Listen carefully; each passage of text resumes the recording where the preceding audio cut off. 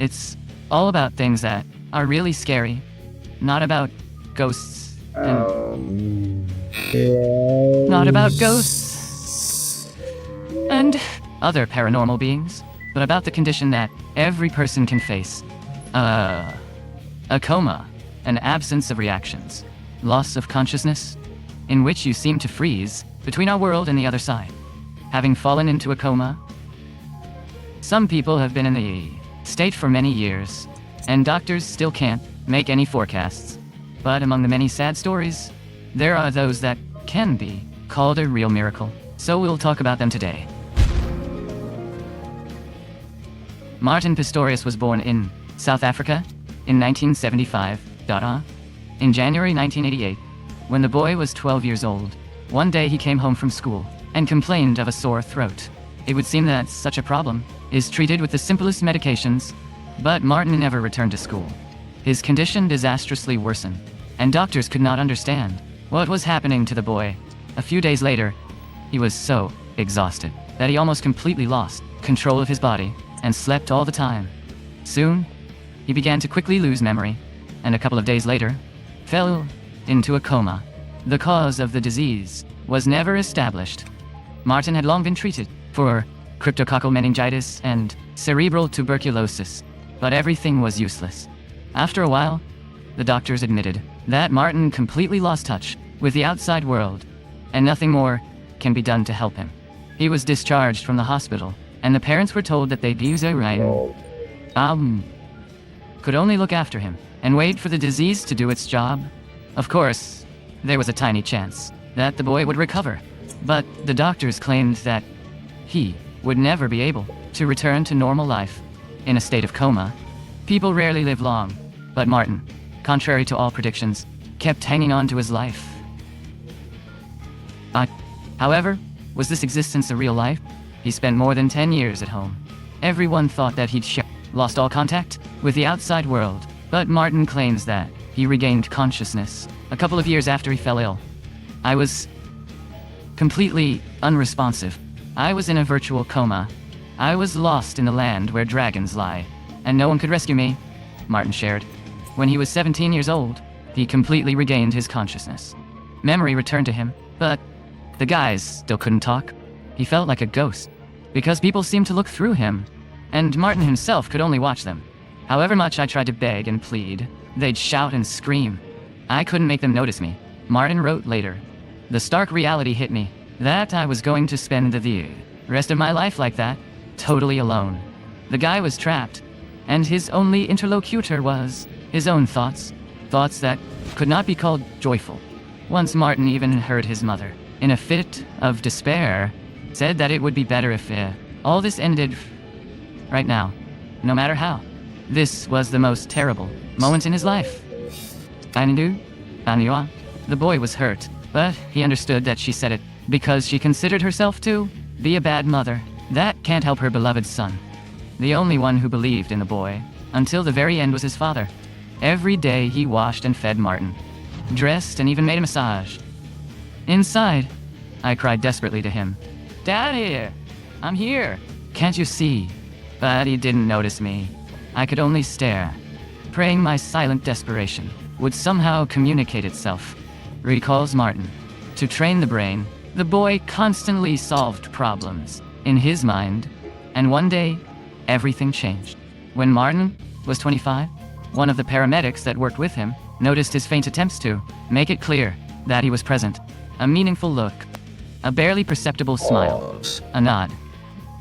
Martin was urgently sent to a special center for alternative communication at the Fall University of Pretoria, where he passed various tests and proved to be conscious, learning about the improvements of the son's health. The mother quit her job, and for the next 2 years, helped Martin to develop a special computer program with which Martin can now communicate. He chooses words and the laptop speaks for him. "Hello, I would like to introduce myself. My name is Martin Pistorius." Having received the opportunity to communicate, the guy was able to finish college and even got a job as a designer in a web company. Long and heavy rehabilitation did its job. A facial expression returned to Martin. The movements of the upper body In 28, he met his sister's friend, Joanna.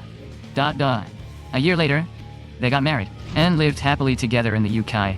I'm happy with who I am, says Martin. Life can change so quickly. It is important to appreciate what you have at the moment.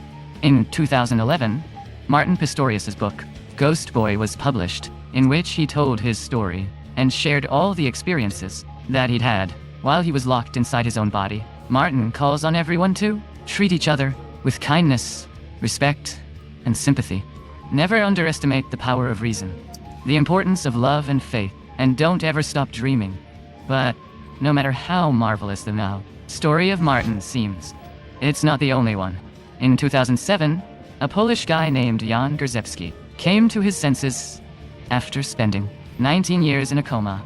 Yes, friends, for 19 years. In the 80s, Jan, who was at that time 46 years old, worked as a trackman on the railway. But during the work, he was seriously injured by a fastening of the car and was urgently sent to the hospital. Doctors told the relatives the sad news. In addition to the injuries received, Jan suffered from a brain tumor and soon fell into a coma. The prospects were disappointing. Grzycki could not last more than 3 years. But Jan's wife, Gertrude, was not about to give up.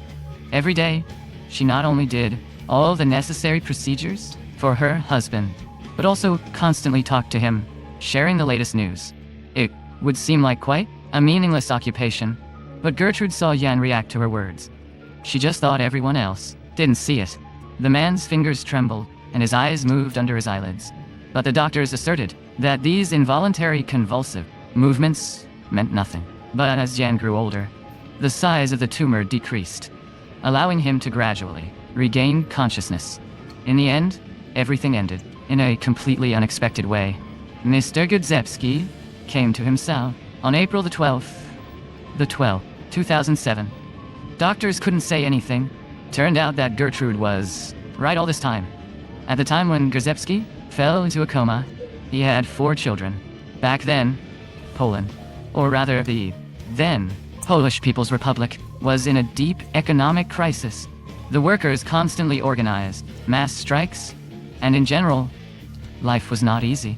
Imagine what was Jan's surprise when he discovered that the world around was completely different, and if he fell asleep in the era of communism, then he woke up in a country that had joined the European Union. When I went into a coma, there was only tea and vinegar in the shops. Meat was rationed and huge. Petrol queues were everywhere. Now I see people on the streets with cell phones, and there were so many goods in the shops. It makes my head spin. Grzycki said in an interview, in addition, when he regained consciousness, Jan suddenly discovered that all his children had grown up long ago and had their own families, and he himself became the happy grandfather of 11 grandchildren. However, according to Grzycki himself, being a grandfather was not news to him, as Gertrude had told him all about this, and the man heard every word. Another similar case occurred to a guy named Juan Torres. In 2013, when Juan was only 19, his parents discovered that he was unconscious on the floor of his own bedroom. The boy didn't speak. He couldn't eat or move independently. Doctors told relatives that the young man is in a vegetative state, and it was possible he could stay like this for the rest of his life. It was completely unclear why Juan suddenly disconnected from the world. The night before, nothing strange had happened to him, and he didn't feel unwell. According to the parents, he just came home from work, ate a salad, and went to bed. But something happened that night, and in the morning, the mother found Juan unconscious. It's been 2 whole years before some changes had taken place in his condition. One day on Thanksgiving Day, family members took the young man to the backyard to have some fresh air. Juan's favorite dogs were playing around, and suddenly, his father made a strange decision. He put a dog's whistle on his son's lips, and suddenly, Juan whistled. It was obvious this wasn't a simple reflex, and it soon became clear that the guy began to recover. Soon after the unexpected experiment, Juan began to move his lips, then whisper. And after all, he could speak on a par with others, having fully recovered his voice. Gradually, other cool things returned too, like the ability to draw, play the piano, or play with the dogs. Juan even learns to walk again. And although this isn't easy, he's succeeding. Surprisingly, like the other heroes of our video, the guy claims to have memorized all that has happened in those 2 years. For example, asking doctors to move his arm, or watching a tennis ball. And it's not just words. Using special tests, scientists have confirmed Juan did really see, hear, and understand everything that was happening. Big love for watching all the way. If you laughed, nodded, or even blinked, hit subscribe, share this with a friend, and comment your wildest thought. Let's make the comment section a party.